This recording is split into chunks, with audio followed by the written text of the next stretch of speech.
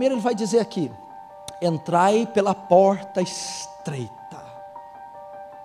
Primeira coisa que nós precisamos aprender: muitas pessoas se fiam apenas em uma parte da verdade.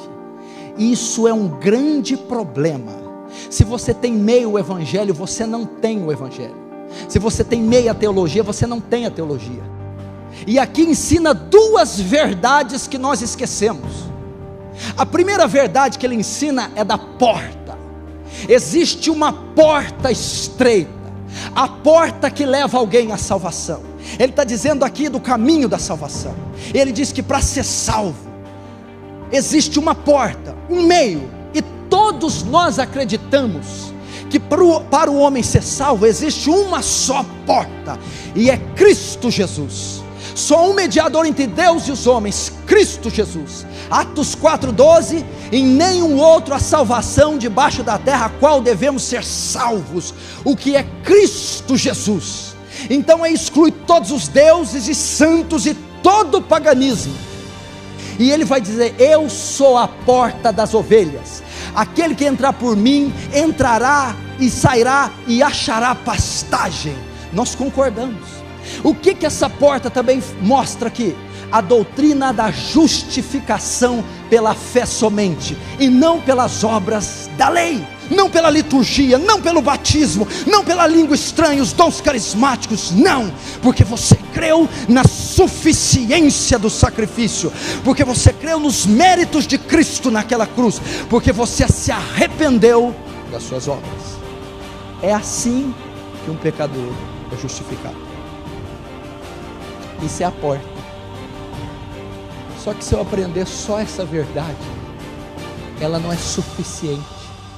Isso significa a porta estreita. Agora eu tenho que aprender a segunda verdade. Estreita é a porta, e apertado ou estreito também é o caminho. O que está acontecendo? Muita gente está dizendo ter passado pela porta estreita, mas está andando num caminho largo. Muita gente diz ter sido salva, ter sido convertida, ter sido justificada, porque passou pela porta a fé e o arrependimento. Mas a evidência que alguém passou pela porta estreita é que essa pessoa está agora andando pelo caminho estreito. Jesus então está ensinando aqui, está ensinando a segurança da salvação e a certeza da salvação, o caminho estreito. Então um caminho se chama, a porta se chama justificação, o caminho se chama santificação. A evidência que alguém foi justificado é que esse alguém está sendo santificado. Agora o que está acontecendo? Muitas pessoas estão se dizendo salvas, muitas pessoas estão dizendo convertidas, muitas pessoas estão dizendo que nasceram de novo, que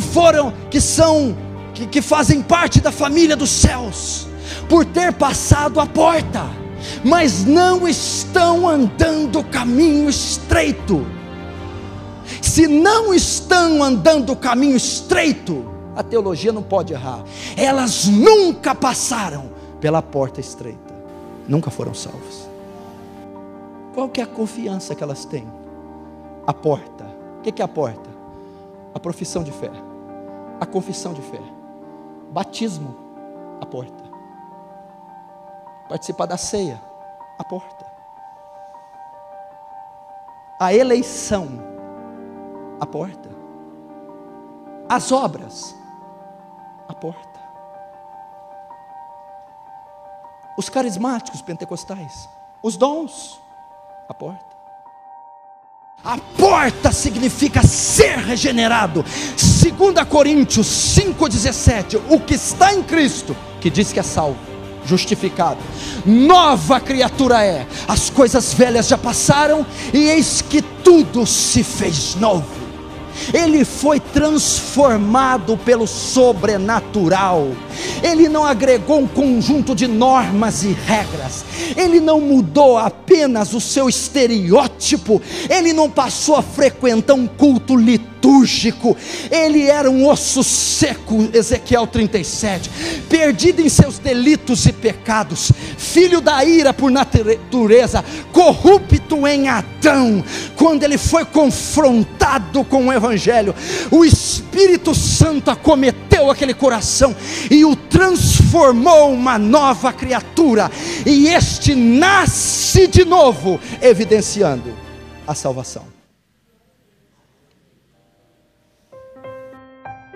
Eu passo pela porta, sou justificado, automaticamente sou regenerado por passar pela porta. E a evidência da justificação e a regeneração é a santificação. E meu irmão, então, uma confissão de fé: Senhor, Senhor, nem todo aquele que me diz Senhor, Senhor, entrará no reino dos céus. A confissão de fé não significa nada, porque muitos vão confessá-lo, Senhor, Senhor. É só uma obra sobrenatural, é uma obra que o pregador não pode manipular, que a igreja não pode fazer, que a piscina não pode dar, que o batismo não dá, que a liturgia não dá. Só o Espírito Santo, mediante a exposição do Evangelho, pode transformar um pecador. Assim, toda árvore boa produz bons frutos, porém a árvore má produz maus frutos.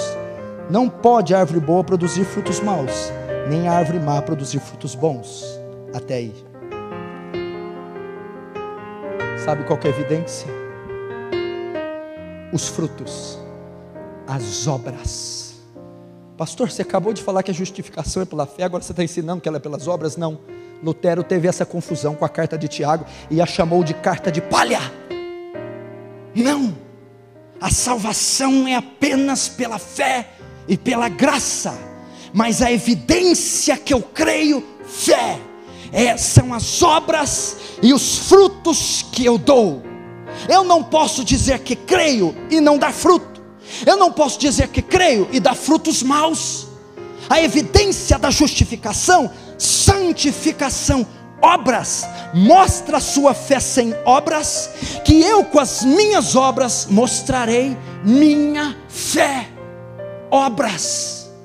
Salvação, conversão, regeneração é uma mudança total de caráter, uma mudança da vontade, uma mudança do relacionamento com Deus, uma mudança do relacionamento com o mundo, uma mudança do relacionamento com os homens.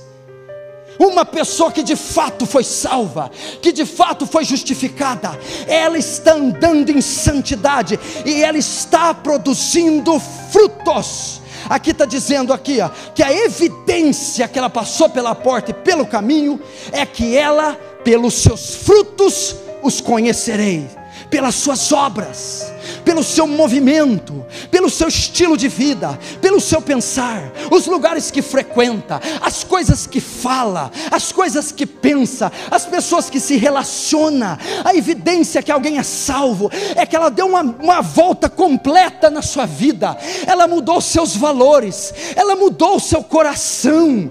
Como é que pode alguém dizer salvo, mas frequenta os mesmos lugares, dizer salvo, mas é imoral, diz que é salvo, mas se masturba 4 ou 5 vezes por semana, diz que é salvo, mas fornica, faz sexo com a namorada semanalmente, diz que é salvo, mas é viciado, diz que é salvo, mas é pornógrafo, diz que é salvo, mas é infiel, diz que passou pela porta, mas não há evidência, o fruto. O crente regenerado, genuíno, salvo, peca, cai, se enfraquece, tem o pecado como estilo de vida? Não. É regular o pecado está no cotidiano? Não, impossível.